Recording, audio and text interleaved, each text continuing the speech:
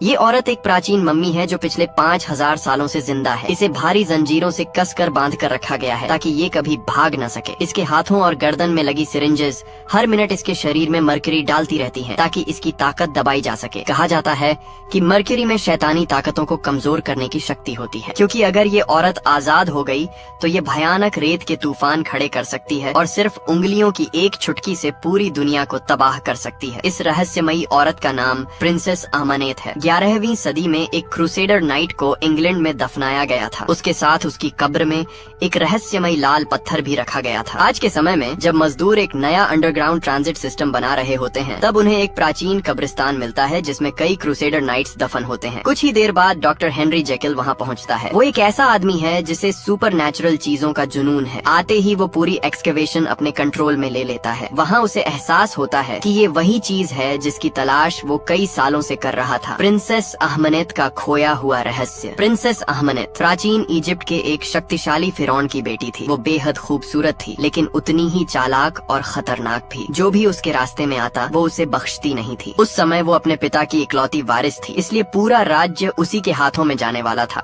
और लोग उसे देवी की तरह पूजते थे। लेकिन सिंहासन मिलने से पहले ही फिरौन के यहाँ एक बेटा पैदा हो जाता है, जिससे राजगद्दी का वारिस बदल जाता है। इस बात से अहमनेत खुद को अपने ही परिवार से धोखा खाया हुआ महसूस करती है। बदला लेने के लिए वो सेथ यानी मौत के देवता से एक खतरनाक समझौता कर लेती है। अपनी आत्मा के बदले सेथ उसे बेशुमार शक्तियाँ देता है, लेकिन बदले में अहमनेत को सेथ को एक इंसानी शरीर के जरिए दोबारा दुनिया में लाना होता है। अपने गुस्से में अंधी होकर वो न सिर्फ अपने पिता को मार देती है, बल्कि अपने छोटे भाई पर भी दया नहीं करती। लेकिन इससे पहले कि वो अपना वादा पूरा कर पाती, इजिप्ट के पुजारी उसे पकड़ लेते हैं और जिंदा ही मम्मी बनाकर सजा देते हैं। अहमनेत को जिंदा मम्मी बना दिया जाता है। इसके बाद पुजारी उसे इजिप्ट से बहुत दूर दफना देते हैं ताकि वो कभी वापस न आ सके। आज के इराक में यूएस आर्मी सार्जेंट निक मॉर्टन और उसका साथी क्रिस उस जगह की तलाश में जाते हैं जहां अहमनेत को दफनाया गया था। क्योंकि डॉक्टर हेनरी जेकिल ने ही उन्हें इस मिशन के लिए चोरी छिपे पैसे दिए होते हैं, इसलिए उन्हें ध्यान रखना होता है कि उनके ऑपरेशन का पता किसी और को न चले। लेकिन वहां पहुंचते ही उन्हें पता चलता है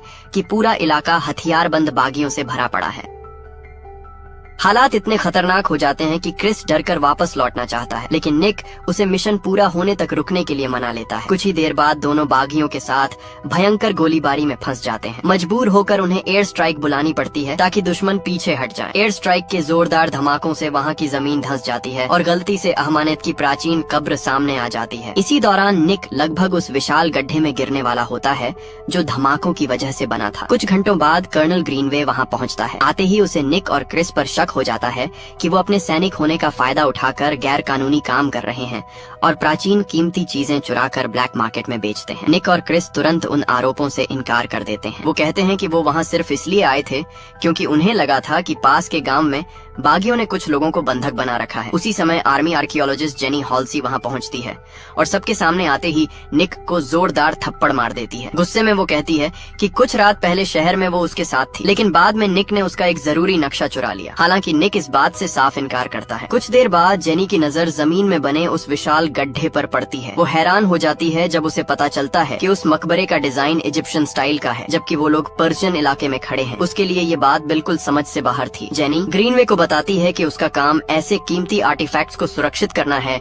जिनकी कीमत अरबों डॉलर हो सकती है, इसलिए वो खुद नीचे जाकर जांच करना चाहती है कि आखिर वहाँ छिपा क्या है। इस वजह से ग्रीनवे निक और क्रिस को जेनी के साथ नीचे जाने का आदेश देता है, लेकिन वो सख्त चेतावनी भी देता है कि उन्हें वहाँ 2 घंटे से ज्यादा नहीं रुकना है। कुछ ही देर बाद तीनों उस प्राचीन मकबरे के अंदर पहुँच जाते हैं। जैसे ही वो नीचे वाले चेम्बर में पहुँचते हैं, निक देखता है कि गुफा की छत से लगातार मरकरी टपक रही है। जेनी बताती है कि प्राचीन इजिप्शियन मान्यताओं के अनुसार मरकरी का इस्तेमाल बुरी आत्माओं को दूर रखने और कमजोर करने के लिए किया जाता था। शायद इसी वजह से इस जगह को ऐसे बनाया गया था। वो लोग मरकरी के बहाव का पीछा करते हुए दूसरे चेम्बर तक पहुँचते हैं। वहाँ जेनी पूरे इलाके की जाँच करने लगती है, जबकि क्रिस चुपके से वहाँ बिखरे पड़े कंकालों से सोने के गहने चुराने लगता है। जेनी नोटिस करती है कि वहाँ मौजूद सारी मूर्तियाँ मर्क्यूरी लेक की तरफ मुड़ी हुई हैं। मामला तब और अजीब लगने लगता है जब उसे एहसास होता है कि वहाँ ऐसी कोई तैयारी नहीं है जो आम तौर पर मृतकों को अगले जीवन तक पहुँचाने के लिए की जाती थी। तभी जेनी को अचानक समझ आता है कि ये कोई साधारण मकबरा नहीं बल्कि एक प्राचीन जेल है। वो बताती है कि मर्क्यूरी लेक से जुड़ी जंजीरों का मकसद किसी को अंदर खींचना नहीं था, बल्कि ये सुनिश्चित करना था कि जो भी वहाँ कैद हो वो कभी भाग न सके। तभी ग्रीनवे उनसे संपर्क करता है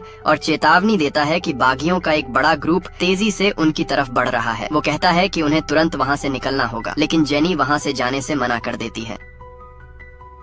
वो कहती है कि जब तक उसे ये पता नहीं चल जाता कि मर्क्यूरी के नीचे आखिर छिपा क्या है, तब तक वो नहीं जाएगी। इसी बात पर क्रिस और जेनी के बीच बहस शुरू हो जाती है। इसी हंगामे के दौरान निक की नजर एक रस्सी पर पड़ती है, जो ऐसा लग रहा था जैसे वो पानी के नीचे किसी भारी चीज को पकड़े हुए हो। बिना देर किए निक उस पर गोली चला देता है। कुछ ही सेकंड बाद मर्क्यूरी लेक के अंदर से धीरे धीरे एक प्राचीन ताबूत ऊपर उठने लगता है। उसी समय गुफा के हर कोने से अनगिनत मकड़ियां बाहर निकल आती हैं। उनमें से एक मकड़ी क्रिस को काट लेती है, जिससे वो घबरा जाता है और डर के मारे हर दिशा में अंधाधुंध गोलियां चलाने लगता है। निक जल्दी से उसे शांत करने की कोशिश करता है और कहता है कि ये मकड़ियां जहरीली नहीं हैं, इसलिए घबराने की जरूरत नहीं है। इसके बाद निक उस ताबूत को घूरने लगता है और अचानक उसे एक अजीब विजन दिखाई देता है, जिसमें प्रिंसेस अहमानेत खुद उसके सामने आती है। वो उससे कहती है कि क्योंकि उसने उसे कैद से आजाद किया है, इसलिए अब वही चुना हुआ इंसान है। कुछ पलों बाद जेनी उसे झंझोड़कर हकीकत में वापस लाती है और कहती है कि उन्हें ताबूत को बाहर ले जाना होगा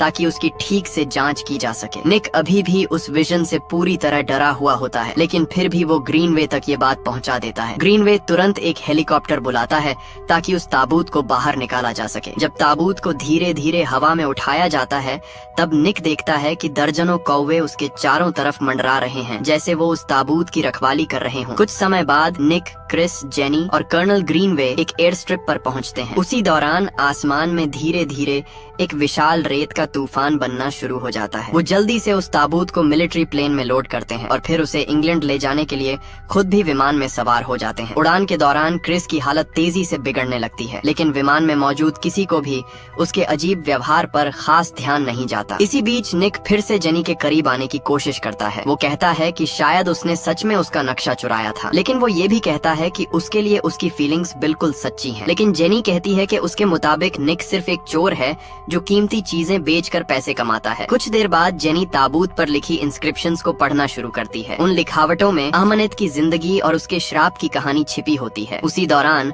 निक को फिर एक डरावना विजन दिखाई देता है। इस बार वो अहमनेत की पूरी कहानी देखता है, लेकिन अब उसे एक और खौफनाक सच पता चलता है। उसे एहसास होता है कि शैतान सेथ को इंसानों की दुनिया में वापस लाने के लिए उसी को चुना गया है। तभी अचानक क्रिस उठ खड़ा होता है, जैसे अब वो अपने होश में ही ना हो। वो तुरंत एक चाकू लेकर ताबूत खोलने की कोशिश करता है। ग्रीनवे उसे रोकने की कोशिश करता है, लेकिन क्रिस उसे चाकू मार देता है। इसके बाद क्रिस निक और बाकी लोगों को मारने की भी कोशिश करता है।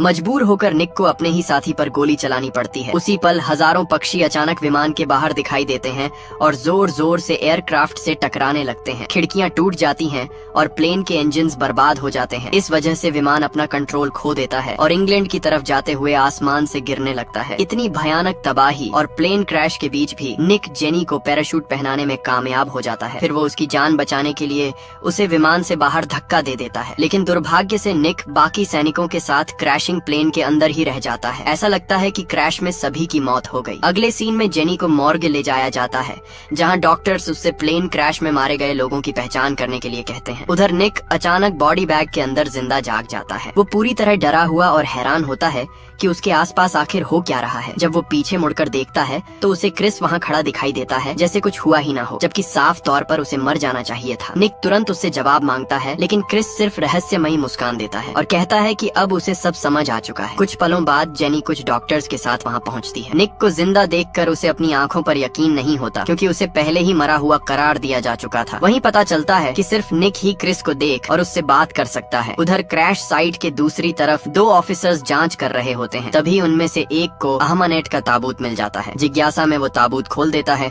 और अंदर अहमनेत की असली मम्मी वाली लाश देखता है। वो तुरंत अपने साथी को बुलाता है, लेकिन दूसरा ऑफिसर उसके पास पहुंच भी नहीं पाता कि अहमनेत अचानक जाग जाती है और उस पर हमला कर देती है। वो उस आदमी की जीवन शक्ति चूसने लगती है। जैसे जैसे वो ऐसा करती है, उसका शरीर और ताकत धीरे धीरे वापस आने लगती है। इसके बाद वो दूसरे ऑफिसर के साथ भी बिल्कुल यही करती है। तभी आखिरकार ये सच सामने आता है कि जो भी इंसान उसके हाथों मरता है, वो उसका गुलाम बन जाता है और उसके हर आदेश का पालन करता है। इसी बीच निक और जेनी एक बार में जाते हैं और समझने की कोशिश करते हैं कि आखिर निक प्लेन क्रैश से कैसे बच गया, लेकिन दोनों में से किसी के पास भी इसका कोई जवाब नहीं होता। सारी बातों पर चर्चा करते हुए हुए जेनी अचानक एक चौंकाने वाली थ्योरी बताती है। वो कहती है कि इतिहास में एक इजिप्शियन प्रिंसेस थी जिसे जानबूझकर इतिहास से मिटा दिया गया था, और उसका मानना है कि वो प्रिंसेस कोई और नहीं बल्कि अहमानेत ही थी। जेनी ये भी बताती है कि अहमानेत एक खास खंजर इस्तेमाल करती थी जिसके हैंडल में एक जादुई पत्थर लगा हुआ था। उसी खंजर की मदद से सेथ को इंसानी दुनिया में लाने वाला रिचुअल किया जाना था। आर्कियोलॉजिस्ट के मुताबिक बाद में वो पत्थर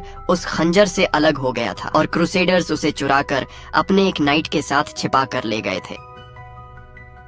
जेनी बताती है कि हाल ही में उन्हें एक प्राचीन क्रूसेडर सेमेट्री मिली थी और उसे पूरा यकीन है कि वही खोया हुआ पत्थर वहां छिपा हो सकता है। जब जेनी ये सब बता रही होती है तब निक बार बार क्रिस को कमरे के अलग अलग कोनों में खड़ा देखता रहता है, जैसे वो हर जगह उसका पीछा कर रहा हो। इस वजह से परेशान होकर निक खुद को संभालने के लिए बाथरूम में चला जाता है, लेकिन जब वो आईने में देखता है तो वहाँ भी उसे क्रिस दिखाई देता है। अब निक को लगने लगता है कि शायद वो सच में अपना दिमाग खो रहा है। तभी क्रिस उससे कहता है कि उन दोनों को अहमानेत ने श्राप दिया है और अगर निक ने उसके लिए तय किए गए रास्ते का पालन नहीं किया तो उनकी हालत और भी बदतर हो जाएगी। इसी बीच जेनी चोरी छिपे हेनरी जेकिल से संपर्क करती है और उसे निक के साथ हो रही सारी घटनाओं के बारे में बताती है। हेनरी उसे आदेश देता है कि वो तुरंत निक को उसके पास लेकर आए, लेकिन ध्यान रखे कि उसे अभी पूरा सच पता न चले। मानसिक रूप से टूट चुका और बेहद परेशान निक भटकते हुए एक अंधेरी गली में पहुंच जाता है। तभी अचानक अहमानेत उसके सामने दिखाई देती है। उसी समय हजारों चूहे उसके पीछे पीछे आने लगते हैं और फिर सीधे निक की तरफ दौड़ पड़ते हैं, लेकिन बाद में पता चलता है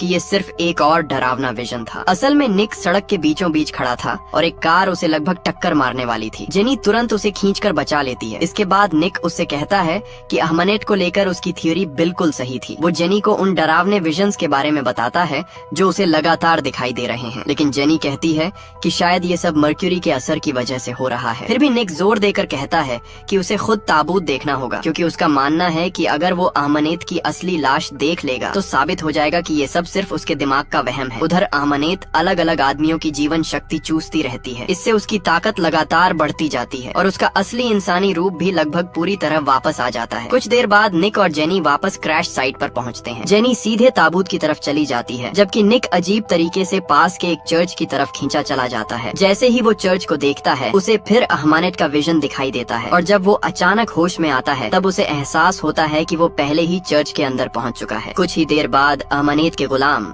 उसे चारों तरफ से घेर लेते हैं और पकड़ लेते हैं। तभी अहमानेत वहां आती है ताकि सेथ को दुनिया में लाने वाला रिचुअल शुरू कर सके। वो एक प्राचीन स्टेच्यू को तोड़ देती है जिसके अंदर सेथ का खंजर छिपा हुआ था, लेकिन जैसे ही वो निक को खंजर से मारने वाली होती है उसे पता चलता है कि खंजर में लगा जादुई पत्थर गायब है। ये देखकर वो गुस्से से पागल हो जाती है। उसी समय जेनी चर्च के अंदर पहुंचती है, लेकिन अहमानेत तुरंत उस पर हमला कर देती है। निक और जेनी किसी तरह उन मम्मियों से लड़ते हैं और उन्हें गिराकर अहमानेत से बच निकलते हैं।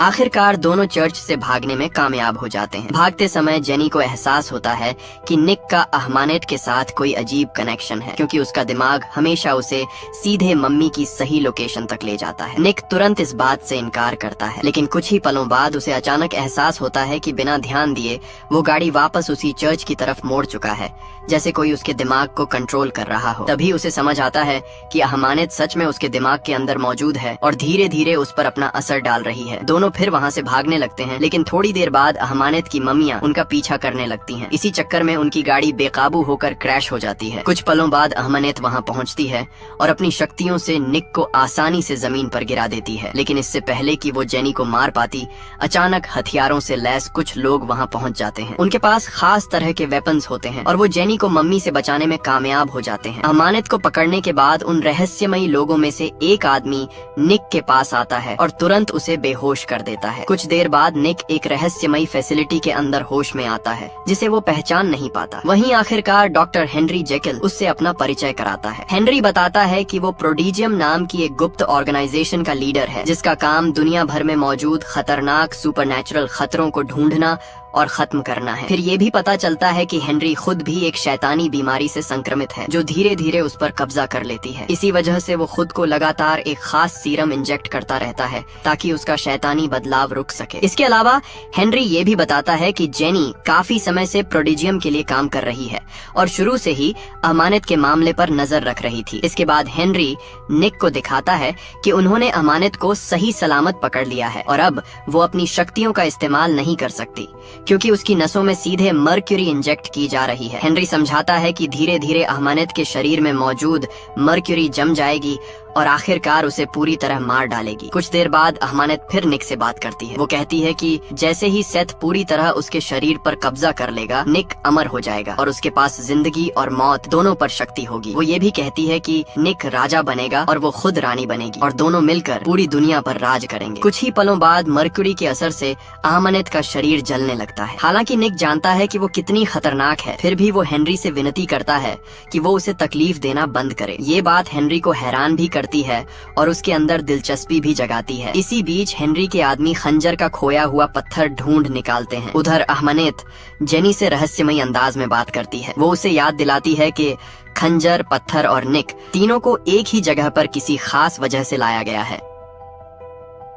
फिर वो जेनी से पूछती है कि आखिर उसे क्या लगता है, हेनरी का असली इरादा क्या है। तभी अचानक जेनी को हेनरी की असली योजना समझ आ जाती है। हेनरी चाहता था कि सेथ निक के शरीर पर कब्जा कर ले ताकि मौत के देवता को एक असली इंसानी शरीर मिल सके और जैसे ही सेथ इंसानी रूप में आए वो उसे हमेशा के लिए मार सके। जेनी तुरंत हेनरी से इस योजना को लेकर सवाल करती है, लेकिन हेनरी कहता है कि चाहे वो कुछ भी कर ले, अमानत के श्राप की वजह से निक की मौत आखिरकार तय है। ये सुनकर गुस्से में निक हेनरी का सीरम छीन लेता है और कहता है कि जब तक वो कोई दूसरा रास्ता नहीं ढूंढेगा उसे सीरम वापस नहीं मिलेगा। लेकिन अब बहुत देर हो चुकी थी। सीरम ना मिलने की वजह से हेनरी पूरी तरह अपने डरावने मॉन्स्टर रूप मिस्टर हाइड में बदल जाता है। जैसे ही उस मॉन्स्टर को बंद करने के लिए चेम्बर खुद ब खुद सील होने लगता है, जेनी और एक गार्ड वहाँ से भाग निकलते हैं, लेकिन निक उसी कमरे में मिस्टर हाइड के साथ फंस जाता है। इसी दौरान अमानत एक टेक्नीशियन को अपने कंट्रोल में ले लेती है और उसकी मदद से अपनी कैद से आजाद हो जाती है। भयानक लड़ाई के बाद निक किसी तरह मिस्टर हाइड को काबू में कर लेता है और उसे दोबारा सीरम इंजेक्ट कर देता है, जिससे वो फिर से सामान्य इंसान बन जाता है। कुछ देर बाद जेनी वहाँ पहुँचती है